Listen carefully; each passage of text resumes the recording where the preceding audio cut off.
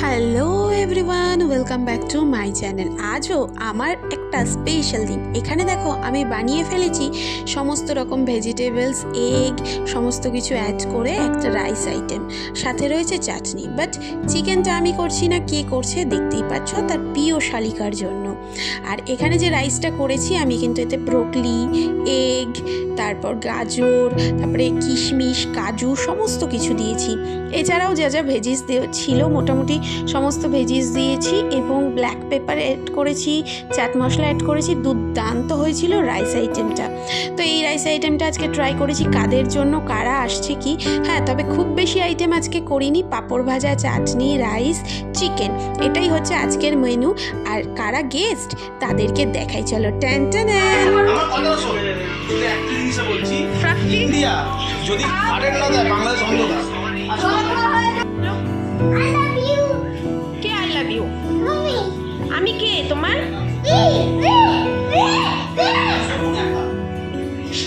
I love you.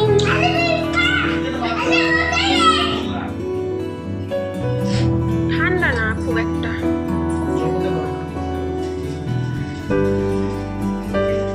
তুলে নিল খাপ করে।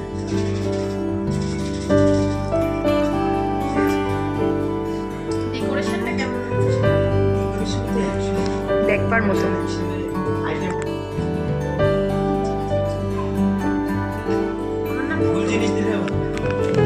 এটা সেই জিনিস নয়। বলছি তাই, অনেক সময় ভুল জিনিস করতে পারে। অবশ্যই আমাদের থেকে একটা জিনিস আগে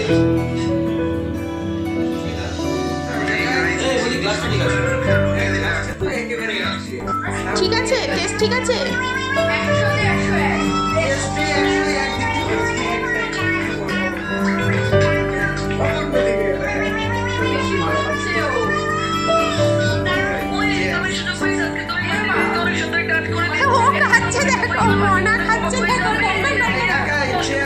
কেউ আর সামলাতে পারে না। হ্যাঁ, ওনার কাছে দুদিন গেছো সেটা আলাদা ব্যাপার। ঠিক আছে, এই বাবা আমরা যাচ্ছি মা কালী।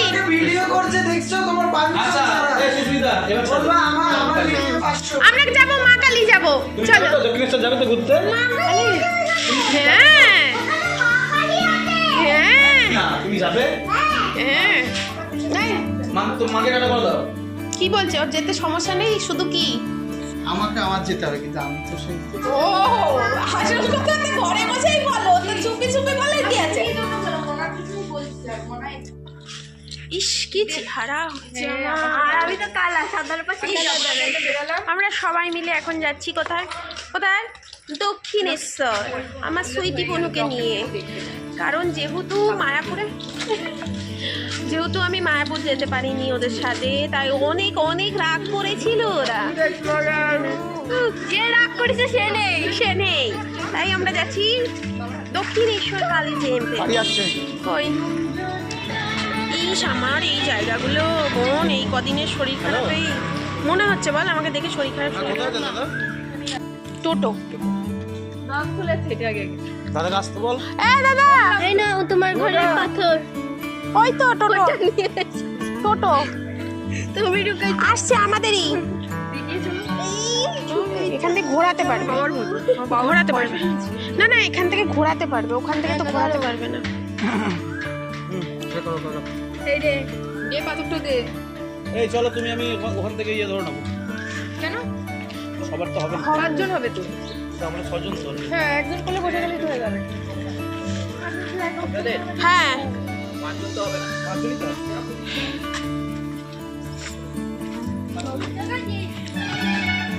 তুই ওইখানটা বস।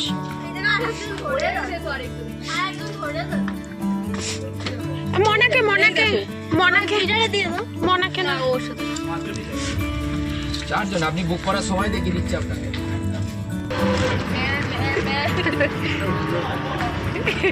ঠিক আছে, আরো সময় আছে। কি সময় কিরম ও এরম করছে। হ্যাঁ, আর আমি চোখ চোখের নিচের পরিষ্কার করে পাচ্ছি না, আর নাক দিয়ে তো সে ঘি বেরোচ্ছে, পরিষ্কার করে পাচ্ছি না। সত্যি কথা বলতে কি আপত্তি?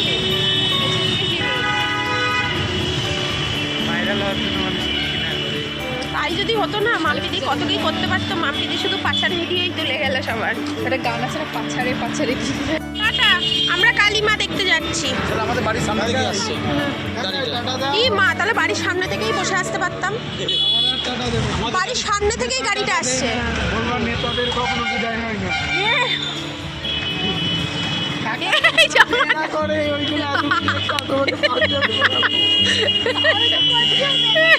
এই ও কি করছে দেখো, এক কাজের জামা খুলে ফেলে।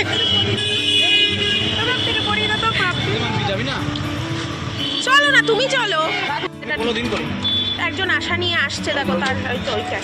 আমাদের গাড়ি চলে এসছে, ওদেরকে জানাই টাটা, কারণ ওরা হঠাৎ মাঝ রাস্তা থেকে ঠিক করেছে আর যাবে না, ঠিক আছে, যেতে পারবে না। তো আমরা চারজন যাচ্ছি, আর আমরা গাড়িটা বুক করলাম, আর তৎক্ষণাৎ চলে এসছে আমাদের বাস TN44। তো কিছু করার নেই, যেহেতু গাড়ি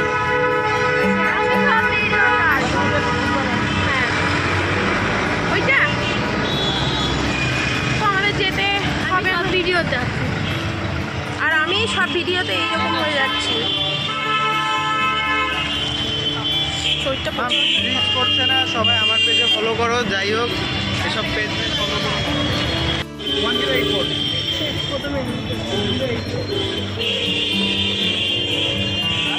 আমার কথা দরকার ছিল না। তো চলে এসো, চলে এসো। ওরা বুঝতে পারবে না। গ্লাসটা খোলো, গ্লাসটা খোলো। হ্যাঁ, গ্লাসটা খুলে দে।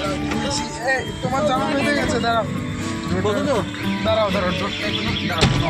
এই টাটা, দেখতে পাচ্ছে? এই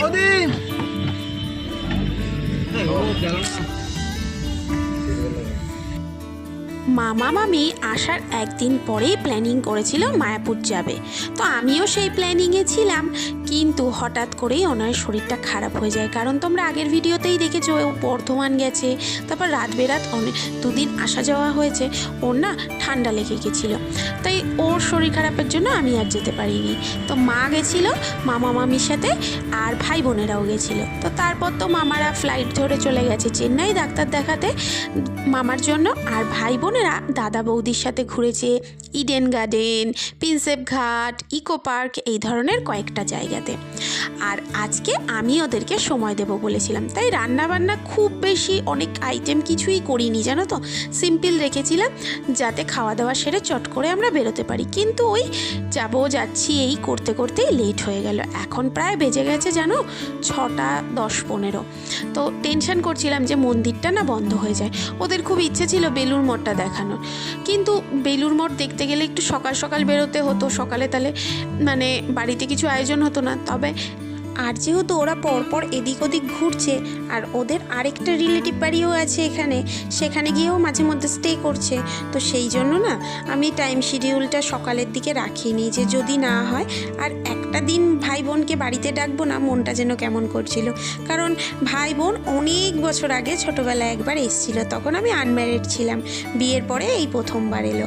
তো সেই জন্য ইচ্ছে করছিল একটু ভাই বোনেদের ডাকি, একটু মজা করি। কিন্তু ওই যে ওদের হাতে সময় খুবই কম, মানে এই কয়েকটা দিনেই ওদের সমস্ত কিছু সেরে ফেলতে হবে। যাই হোক, টেনশন করতে করতে জ্যাম কাটিয়ে আমরা পৌঁছে গেছি কিন্তু দক্ষিণেশ্বর মন্দিরে।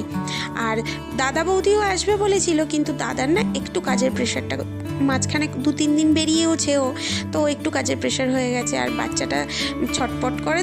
তো দাদা না থাকলে বৌদি একা সম্ভব নয় হ্যান্ডেল করা। সেই জন্যই ভাবলাম যে ঠিক আছে থাক, আমরা কয়েকজন ঘুরে আসি। তো আমরা 4 জনেই চলে এসেছি দক্ষিণেশ্বর মন্দির। আমাদের খুব সুন্দর দর্শন হয়েছে একদম সামনে থেকে, খুব ভালো আমরা দর্শন করেছি। মানে এমনই সময় আমরা গেছি, তখন হচ্ছে গিয়ে আরতি হবে বলে সামনে যারা যারা পুজো দিতে গেছে সবাইকে সরিয়ে দিয়েছে, আর আমরা নাথ মন্দিরের সামনেটায় দাঁড়িয়েছি। ওখান থেকে দাঁড়িয়ে বসে সমস্তটা করে ভালোভাবে দেখলাম, চরণামৃতও নিলাম নিজেরা। সমস্তটা কোনো লাইন টাইন কিচ্ছু দিইনি, সোজা হাঁটতে হাঁটতে আমরা চলে গেছি নাচ মন্দির। এবার একটু 4-5টা ঘুরবো, একটু কিছু খাবো দাবো, তারপর আমরা যাবো, একটু দেখি লোকজন দেখবো, তাই না? হ্যাঁ, লোকজন আমাদেরকে দেখবে, তাই না? এত সেজে গুজে এসছি, আমরা হেব্বি সেজে। আর তারা কই? এই যে গাছটা, এটা বালি এর ওই পাশে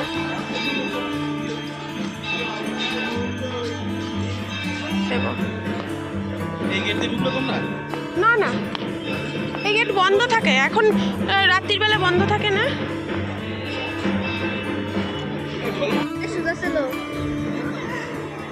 এই যে আমাদের হিরো, এই যে হিরোর পার্সোনাল ক্যামেরাম্যান,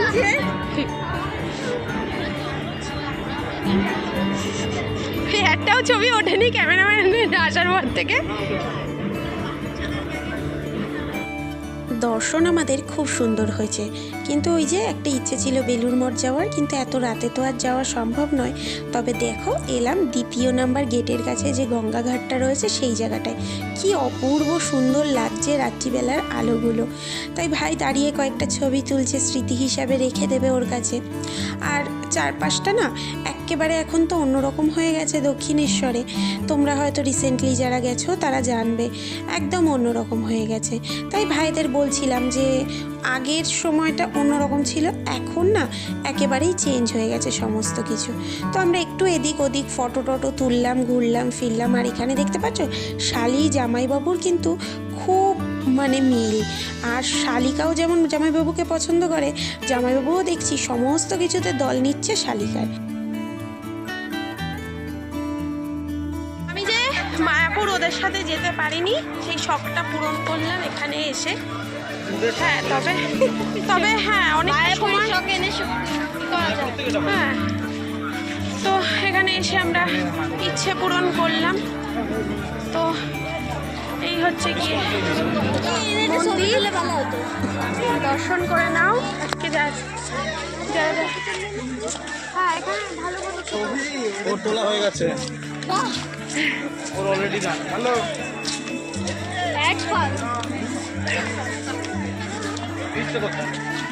এই যে আমার কাছে ও একটু স্টাইল দিচ্ছে, দিক না রে কি। চলো তুলে দিচ্ছি। ওখানে কি ছবি উঠবে? ওই যে ও ওইখানে, হ্যাঁ তো চা খাওয়ার প্রোগ্রাম কে বলেছে? শালি বলেছে, জামাইবাবু তো শুনবেই, আমার কথা তো শুনবে না, জামাইবাবুর কথা শুনবে। শালি দেখাও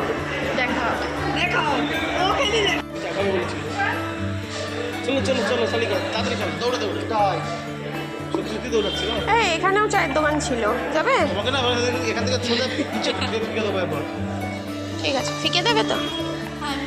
এই যে এইটা দিয়ে ঝুলে পড়ো, পাইপ দিয়ে ঝুলে পড়বো? হ্যাঁ আচ্ছা গলায় দিয়ে না, হাত দিয়ে, হাতে দিই। গলায় দিলে একটা বউ আর পাবনি বাবা।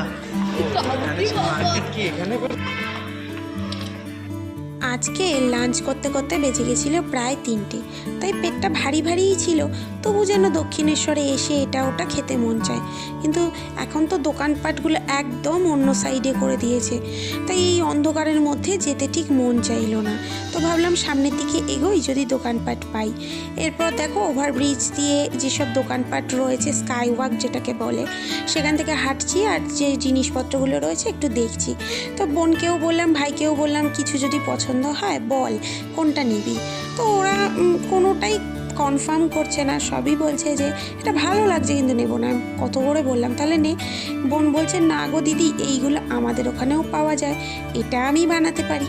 তা আমি বলছি তাহলে তুই অন্য কী নিবি বল। বলছে কিছুই আমার পছন্দ হচ্ছে না। বুনু চিয়ার্স। কটা বাচ্চা তুলে নেবো, কটা বাচ্চা? 7:30। এখন আসলেই চেষ্টা করেছি আমরা বাসে, আর বাসটা প্রায় ফাঁকাই রয়েছে। আর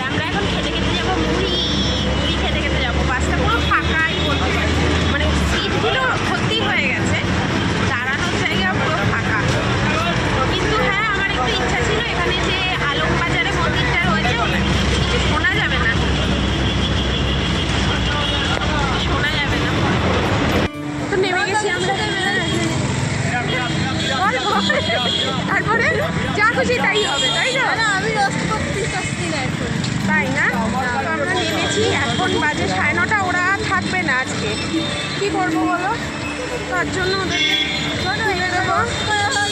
তার আগে আমরা একটু খাবার দাবার কিনবো। অনেক রাত হয়ে গেল আসলে, আমাদের এই জ্যামেই কেটে গেল বেশিরভাগটা সময় যাওয়া আর আসাতে। চলো আমরা পার হবো।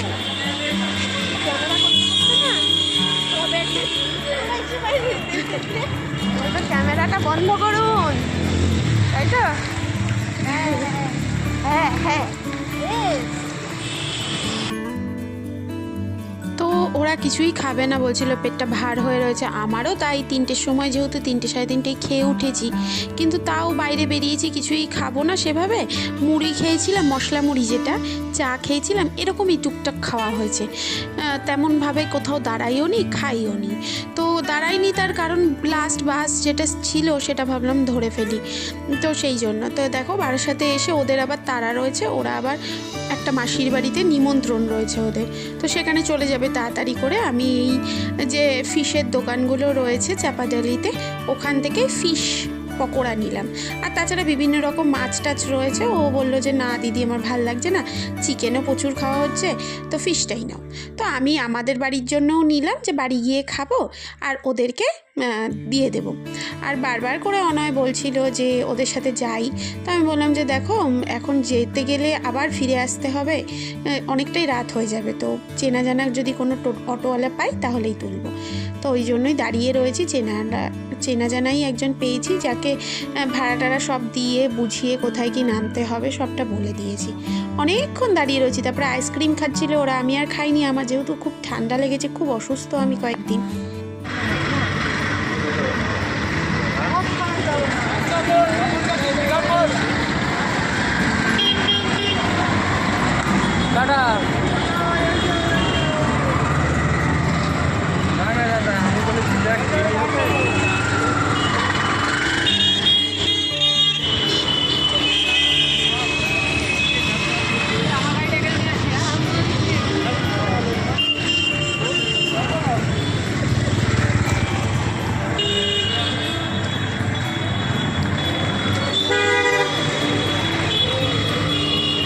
দুটোই আমাদের হাতে কেন? সব কিছু ঠিক হলো, লাস্টে মনটা খারাপ হয়ে গেল। আরে বোনেদের জন্যও কিনেছিলাম মাছের পকোড়া, আর বোন আর ভাই খেতে খেতে যাবে, আইসক্রিম খাচ্ছিল। তো আমি কি করেছি, দুটো আলাদা প্লাস্টিকে আমাদের জন্যও নিয়েছি। তো দুটো আলাদা প্লাস্টিকে করেছি, একটা প্লাস্টিক অনয়ের হাতে দিয়েছি যে ওদেরকে দিয়ে দেওয়ার জন্য, আর একটা প্লাস্টিক আমি নিজের হাতে রেখেছি।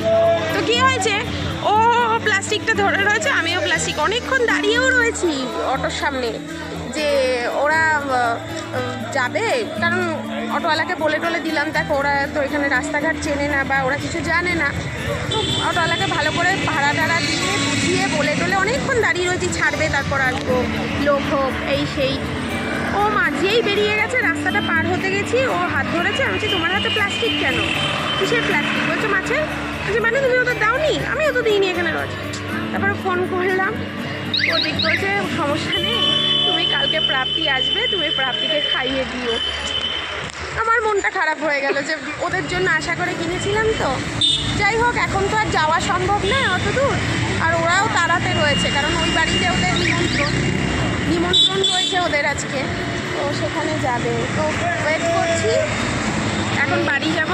দেখি কালকে প্রাপ্তি এলে অবশ্যই এই জিনিসটা ওকে আগে খাওয়াবো বা ওকে কিনে দেবো। আর কালকে দেখি ও আসবে বলছে, তো কালকে আমার হাতে সময় আছে, রেখেছি ওর জন্য। দুটো দিনই রেখেছিলাম, শুক্রবার আর শনিবার ফ্রি রেখেছিলাম।